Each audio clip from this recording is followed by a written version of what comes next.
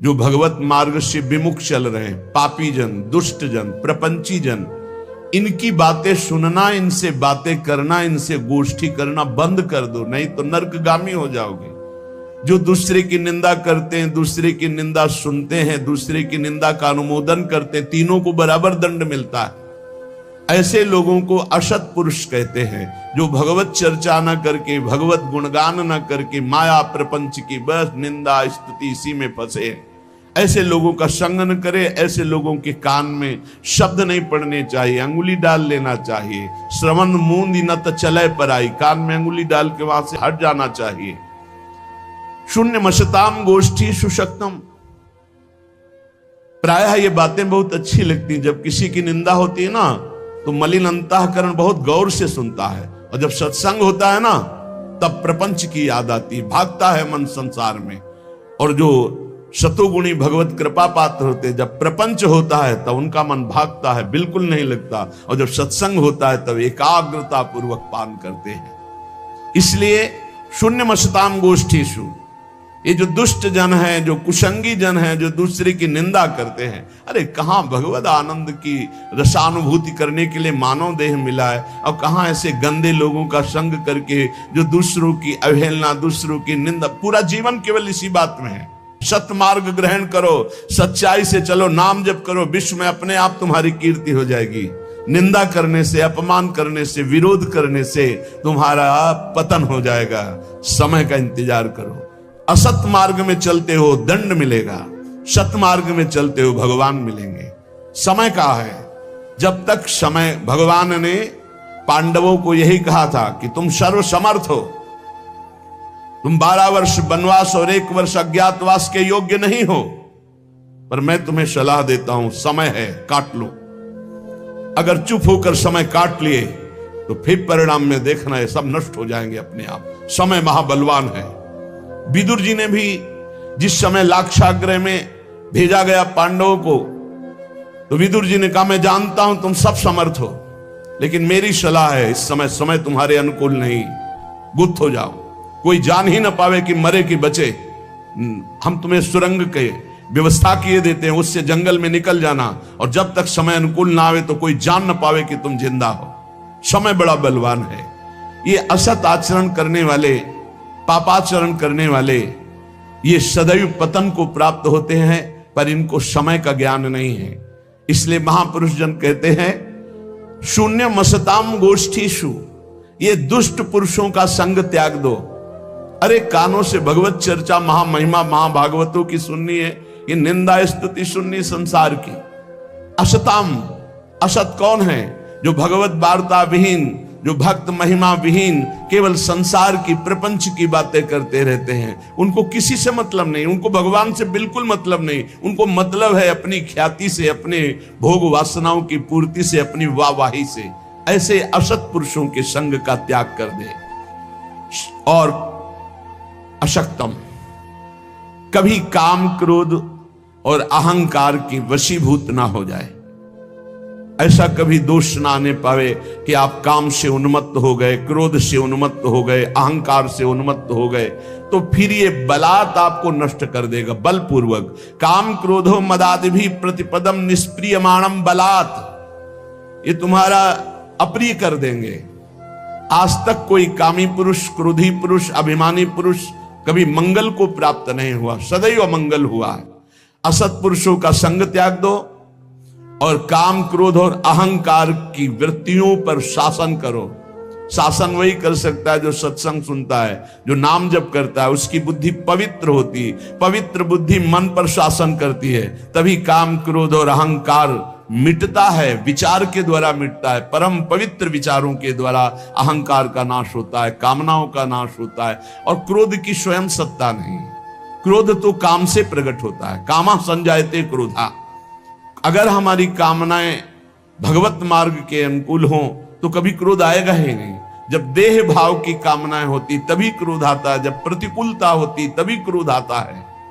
इसलिए कह रहे, सदैव काम, क्रोध और अहंकार को विचारों के द्वारा, पवित्र विवेक के द्वारा इसका दमन करते रहो, नहीं निश्चित ये तुम्हारा नाश कर देंगे। नैवम द्वंद्व तितिक्षमी सदपिमाम चेत सक्षमा सत्कृपौ। सर्दी गर्मी, अनुकूलता प्रतिकूलता, मान अपमान, जय पराजय, निंदा स्तुति, ये द्वंद्व है, इनको सहना होगा। यदि आपको अध्यात्म की ऊंचाई पर चढ़ना है तो इनको सहना होगा। भगवान की कृपा से ये भक्तों को मिलते हैं। संसारी पुरुष तो इसी में पिस जाता है, द्वंद्वों में।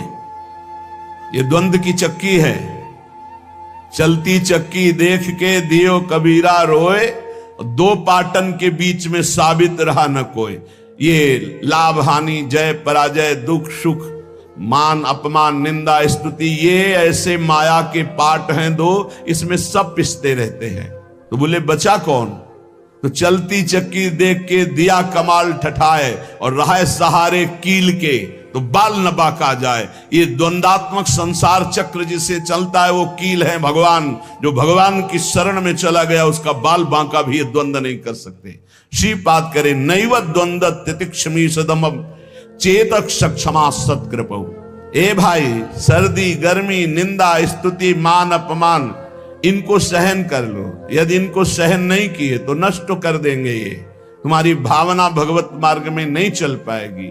इन द्वंद्वों को सहना सीखो, गर्मी को, सर्दी को, मान को, अपमान को, अनुकूलता को, प्रतिकूलता को। ये जाति, ये पाति, ये कुल धर्म, ये सब अविद्या है, मायाकृत है। अगर भगवत प्राप्ति करनी है तो भगवान के वचन मान लो। सब धर्मों का एक फल है भगवत चरणारविंद की शरणागति, भगवत चरणारविंद का सतत आश्रय चिंतन। नहीं, गोस्वामी जी कह रहे सो सब धर्म करम जरि जाहु, जहां न राम पद पंकज भाव। वो सब धर्म कर्म में आग लग जाए जो भगवान से प्रेम न करा दे। इसलिए कह रहे हैं छोड़ो।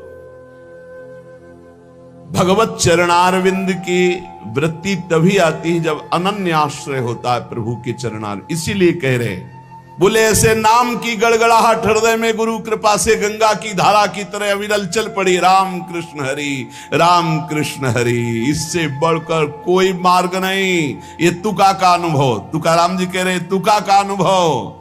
न इससे बढ़कर कर्म मार्ग, न संन्यास मार्ग, न तपस्या, न पुरस्चरण, न वेदाध्ययन, न दान, न योग। क्या निरंतर नाम रूपी गंगा चल पड़ी हृदय में, निरंतर नाम।